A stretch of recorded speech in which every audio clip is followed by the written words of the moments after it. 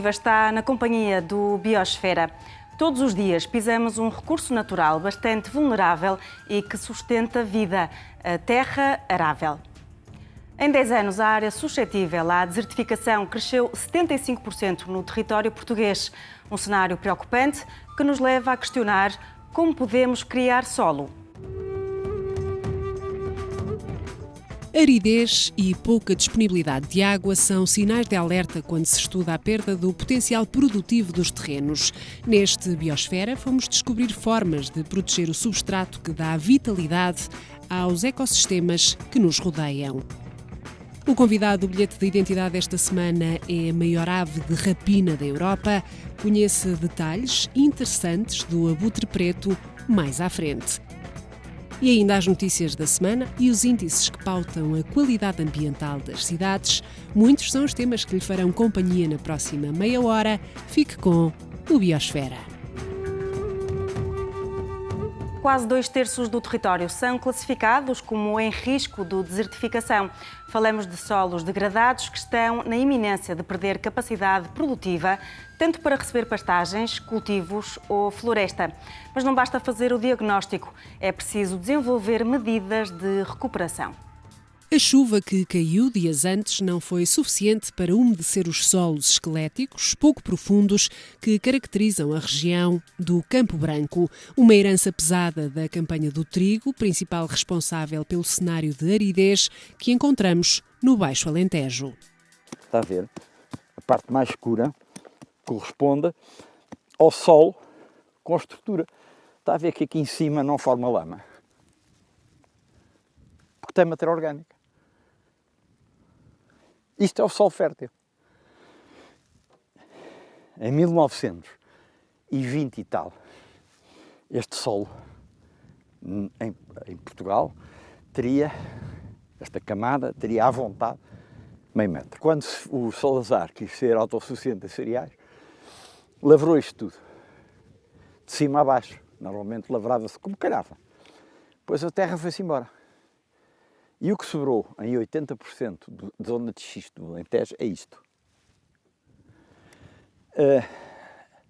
A quantidade de solo que se forma a partir desta rocha, na superfície, suponham que é aqui, formam-se 4 toneladas por hectare, que corresponde a 0,3 milímetros. Para ter um solo com esta profundidade, são 7.000 anos. Deste ecossistema seminatural, inserido na zona de proteção especial de Castro Verde, dependem espécies ameaçadas como a abetarda e o cisão. Em 2010, o Biosfera visitou o Centro de Educação Ambiental de Vale Gonçalinho. Há uma década que as técnicas de conservação do solo são aplicadas.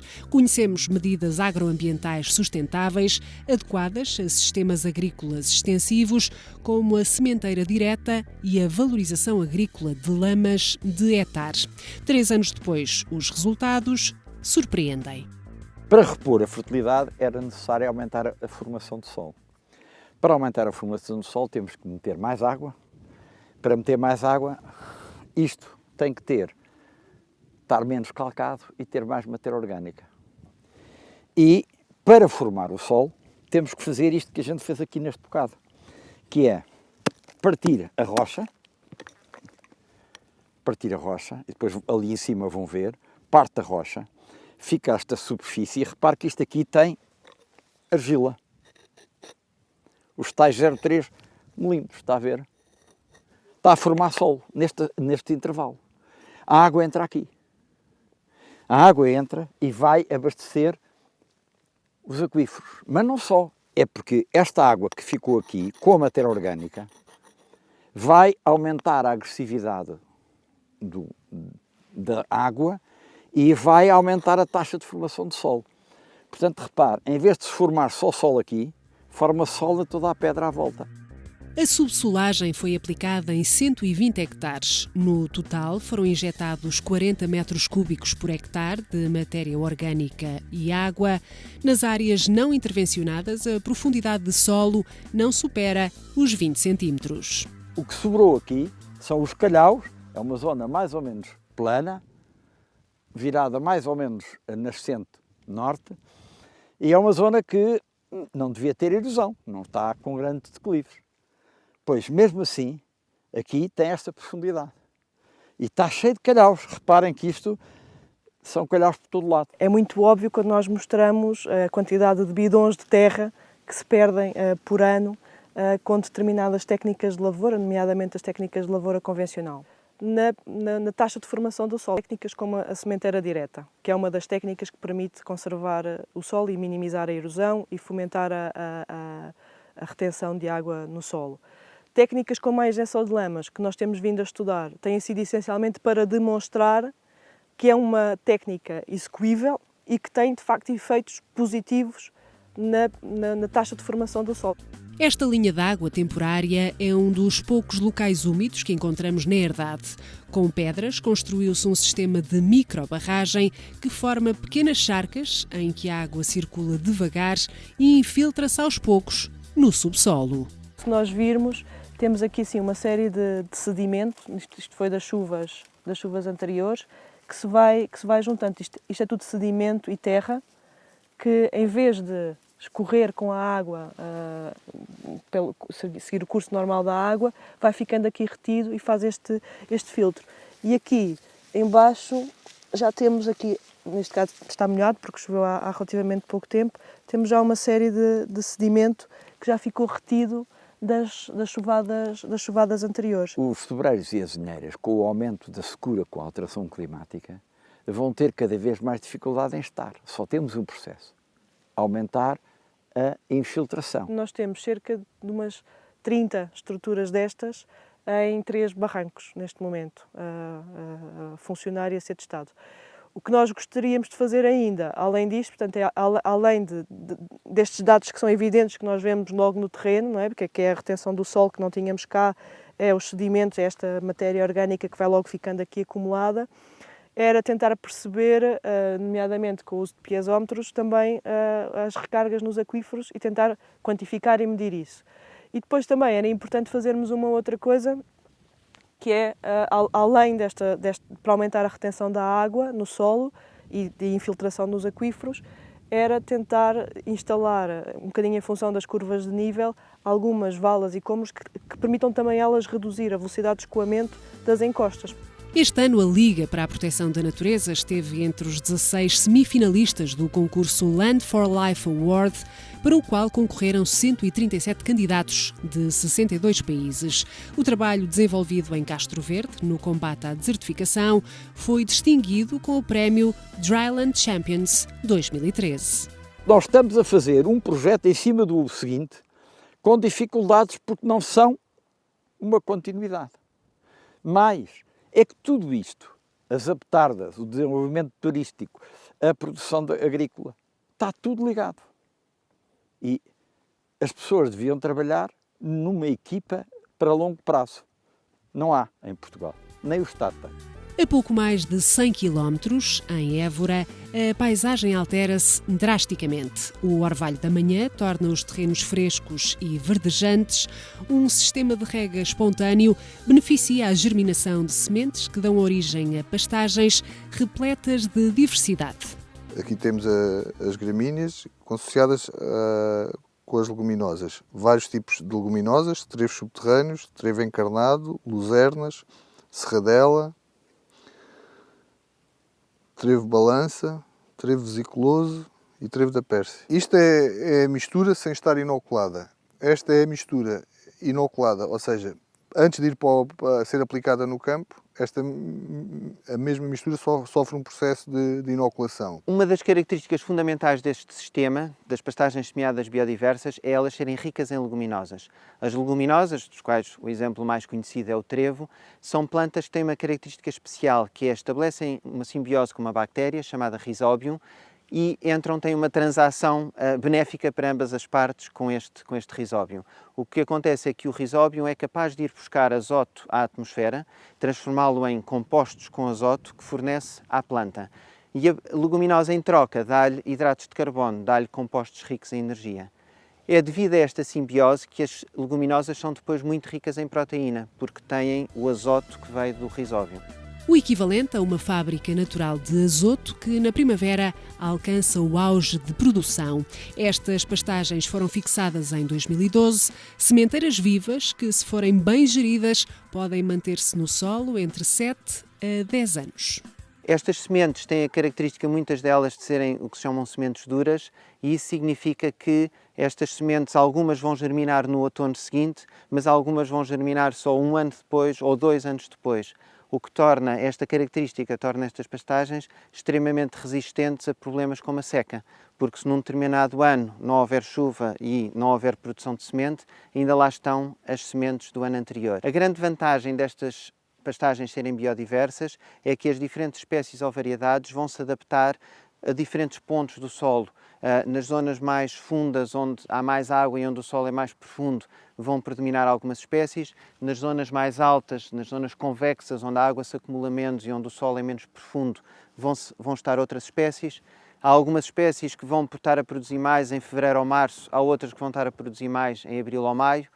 Há umas espécies que vão produzir mais em anos chuvosos, outras que vão produzir mais em anos secos e, portanto, estas pastagens têm um efeito parecido com o de um portfólio financeiro bem desenhado, que é o efeito da diversificação. Um sistema robusto e resistente à variabilidade climática que protege o solo da erosão e beneficia o montado de sobro e azinho, que é agora mais apetecível para as ovelhas da herdade do Barrocal. Por um lado, temos esta abundância de produção que vemos à superfície, que pode ser comida pelos animais e permite, portanto, ao agricultor alimentar melhor os animais. Por outro lado, nós não vemos, mas no solo vamos ter também muito mais raízes. E essas raízes, a cada ano, quando a pastagem completar o seu ciclo e as plantas morrerem, essas raízes vão ficar no solo e vão aumentar a matéria orgânica no solo. Os solos de países como Portugal, de países mediterrâneos, são solos muito pobres em matéria orgânica. E é essa pobreza em matéria orgânica que torna estes solos suscetíveis à desertificação. O que nós conseguimos com estas pastagens é, num prazo de cerca de 10 anos, aumentar o nível de matéria orgânica no solo de 1% para 3%. Atualmente, 1000 proprietários recebem uma remuneração extra pelos 50.000 hectares de pastagens biodiversas cultivados. A área corresponde ao armazenamento de 1 milhão de toneladas de dióxido de carbono. No início de novembro, a Comissão Europeia reconheceu a importância do projeto como inovação hipocarbónica. A Terra-Prima venceu o concurso Um Mundo que Me Agrada com um Clima de que Gosto, que envolveu mais 236.000 votos europeus.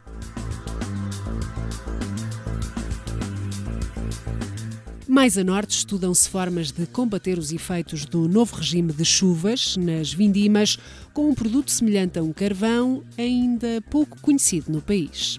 Trouxemos então aqui só umas pequenas amostras dos nossos biochars teste para que possam realmente observar quão variáveis podem ser em termos físicos, nomeadamente no que diz respeito a tamanhos de partícula. Menos observável é então a questão da porosidade, mas realmente está cá. E a grande área de superfície e a área de superfície reativa também. O processo remonta a uma técnica milenar utilizada pelos índios da Amazónia para melhorar a fertilidade do solo. A terra preta do índio foi redescoberta em 2004 por um investigador da Universidade de Cornell que explorou o potencial do biocarvão para melhorar solos degradados e reter CO2. Biochar é o produto da pirólise da biomassa vegetal na ausência de oxigênio. Ora, o que é que isto quer dizer? Toda a gente está familiarizado com o conceito de combustão, onde o contacto com o oxigênio gera chama, portanto gera uma queima. O biochar vai ser formado a partir de condições muito controladas, de modo a que cumpra requisitos mínimos de qualidade, para poder ser adicionado ao solo. Em Portugal, os ensaios com biochar de biomassa de pinheiro decorrem na estação vitivinícola da Bairrada, em Anadia, a partir de um estudo pioneiro liderado pelo holandês Frank Verheyen, especialista em solos. A aplicação do biochar pode ser feita de várias formas, pode-se aplicar por cima do solo, né, através de manual ou com uma máquina, ou então, como nós fizemos, aplicar na superfície e depois misturar com com o solo até uma certa profundidade. Nós tentamos, de um modo geral, preferir biomassas que sejam ou que provenham, por exemplo, de resíduos agrícolas, resíduos florestais, o que nomeadamente também poderá ser importante em termos de gestão de resíduos, limpezas de florestas, por exemplo, que seria uma aplicação bastante relevante para nós, mas também madeiras, potencialmente biossólidos, mas é preciso um certo cuidado nesse caso. Mas estrumos de animais também estão a ser usados, cascas de cereais, sementes, cascas de frutos, etc.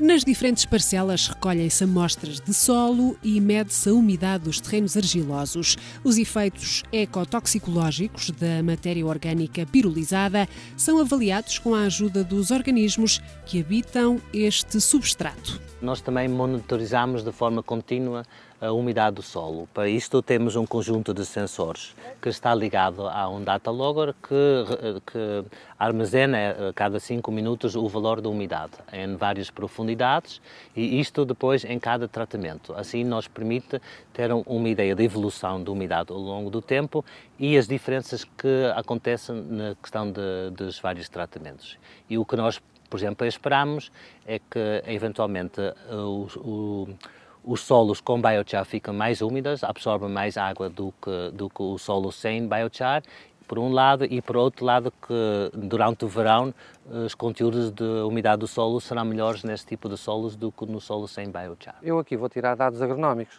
Concretamente, já vi quanto é que as plantas produzem, as que têm o biochar e as que não têm, já vi qual o seu potencial enológico, e agora vamos medir o vigor através da contagem da lenha de poda.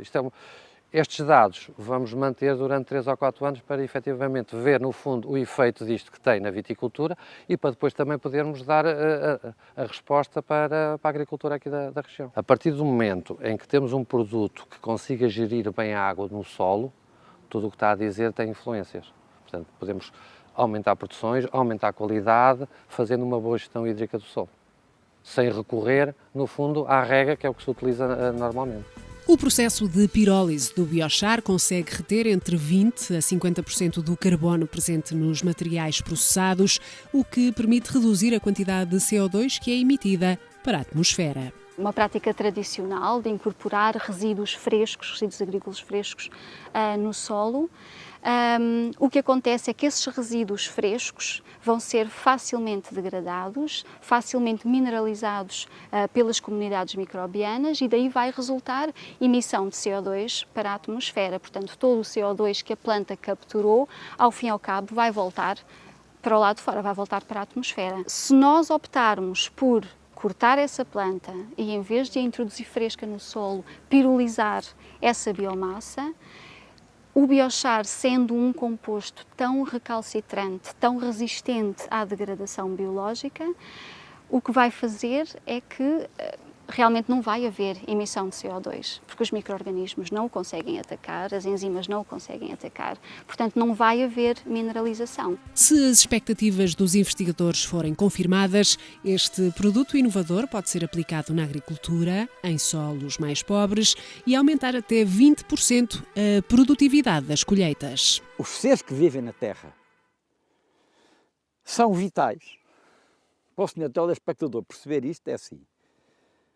Quando vai ao médico e toma antibióticos, uma streptomicina, uma auromicina, uma cloromicina, uma penicilina, são tudo fungos, bolores, de onde se extrai e hoje se sintetiza esses produtos, mas que são da terra. Em Portugal, a desertificação atinge 62% do território. Cidades e estradas impermeabilizaram importantes áreas produtivas. A erosão que decorre após os incêndios e o efeito estéril de práticas agrícolas intensivas fazem-nos perder todos os anos centenas de toneladas de solo e água potável. Numa altura em que o atual governo propõe a revisão da Lei de Bases de Política dos Solos, de Ordenamento do Território e de Urbanismo, aguarda-se com expectativa medidas fortes para conservar a pele da terra. Se só agora chegou à nossa companhia, saiba que conhecemos técnicas que contribuem para a formação e preservação do solo. E agora apresentamos-lhe a maior ave de rapina da Europa. Esta espécie solitária que habita em áreas abertas está em perigo. A colisão com torres eólicas e com linhas elétricas, a perda de habitat e o envenenamento são as principais ameaças. Conheça melhor o abutre preto.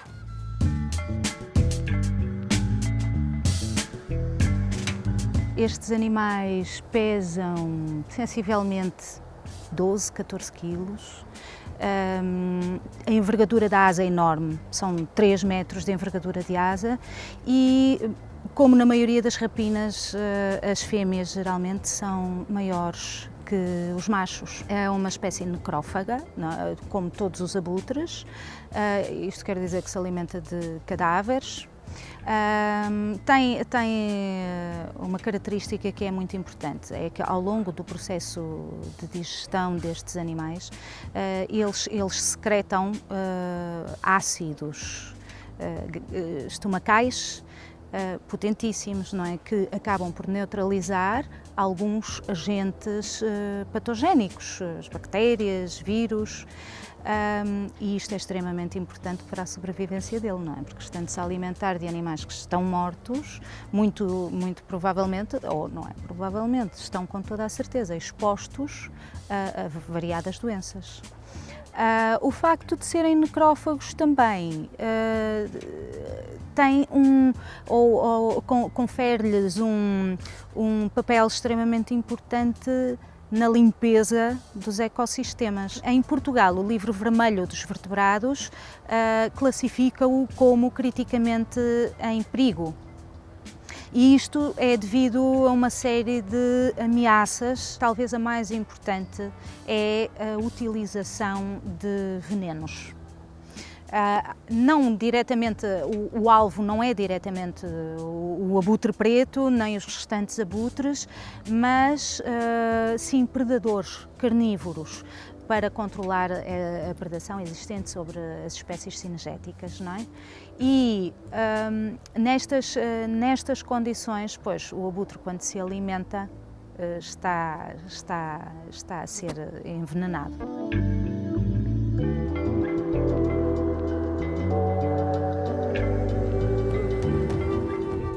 E agora as notícias que marcam a agenda ambiental.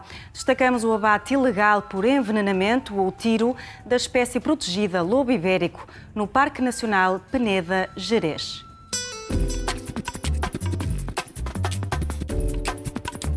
Cerca de 1,8 toneladas de marfim, pertencentes a pelo menos 200 elefantes, foram descobertas em casa de cidadãos chineses em Dar es Salaam, na Tanzânia, noticiou o website Wildlife News. Foram descobertas 706 peças, entre cascas de caracóis recheadas com alho, possivelmente uma estratégia para tentar ocultar os produtos que tinham como destino o mercado negro. Segundo a Reuters, noutras 2 rusgas, na capital tanzaniana, foram apreendidas mais 91 presas de elefante. No total foi recuperado marfim, que representa a morte de 400 animais nesta operação, que aconteceu 2 anos após uma rusga, que levou à descoberta de 1000 presas de elefante, escondidas em sacos de peixe seco em Zanzibar, e cerca de 1 ano depois de um deputado tanzaniano ter afirmado que estavam a ser sacrificados 30 elefantes por dia para alimentar o comércio ilegal de marfim. O recente caso do abate da loba bragadinha dentro do Parque Nacional de Peneda-Gerês reflete a impunidade com que se está a matar ilegalmente o lobo ibérico em Portugal, segundo 10 organizações ambientalistas que se juntaram num apelo público à ação contundente em relação aos crimes contra esta espécie ameaçada e protegida na legislação nacional e internacional. No comunicado conjunto lê-se: a fêmea adulta bragadinha foi encontrada morta a 30 de outubro e os resultados da sua necrópsia foram claros. Abatida a tiro de caçadeira e simultaneamente atacada por uma matilha de cães. Este episódio, ocorrido dentro da zona de caça associativa da Gavieira, Arcos de Valdevez, no Parque Nacional de Peneda-Gerês, é o 5º abate ilegal de lobo ibérico de entre os 15 lobos seguidos por telemetria no Alto Minho. Esta fêmea era uma jovem reprodutora da alcateia existente na área área, tendo tido a sua primeira ninhada em maio deste ano.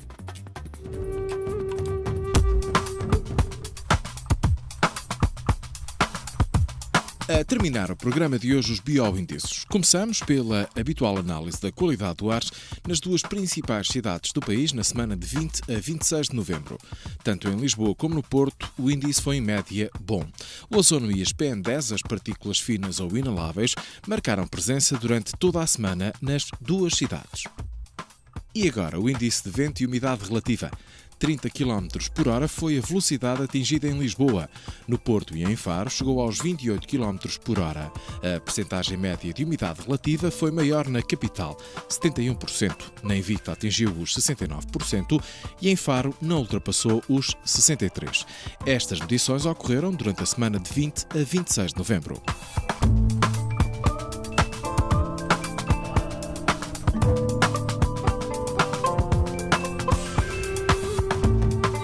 Hoje analisamos diferentes tipos de solo e descobrimos técnicas que pretendem aumentar a matéria orgânica e a infiltração de água em terrenos agrícolas. O aumento da área suscetível à desertificação é preocupante perante os atuais cenários de alterações climáticas. Recuperar a capacidade produtiva de zonas degradadas não é impossível, mas é preciso agir de imediato. Quanto a si, já sabe, marcamos encontro aqui na próxima semana, à mesma hora. Até lá, seja bioativo. E agora as sugestões de agenda. A Agrobio lança no dia 7 de dezembro, em Lisboa, o curso Plantas Aromáticas e Medicinais em Produção Biológica, 8ª edição. A não perder até ao dia 6 de janeiro a exposição de fotografia Planet Ocean, em Lisboa. Conheça o projeto em http://ocean.goodplanet.org. Em Cascais, no dia 8 de dezembro, assista à palestra Biodinâmica, uma introdução. O evento está a cargo do Movimento Biodinâmica Portugal e da Quinta Pedagógica Armando Vilar. Por hoje despedimos-nos. Se não nos viu desde o arranque, convidamo-lo a rever o programa através do site da Farol de Ideias e converse com a equipa na página do Facebook. Voltamos na próxima semana, aqui, à mesma hora. Até lá, seja bioativo.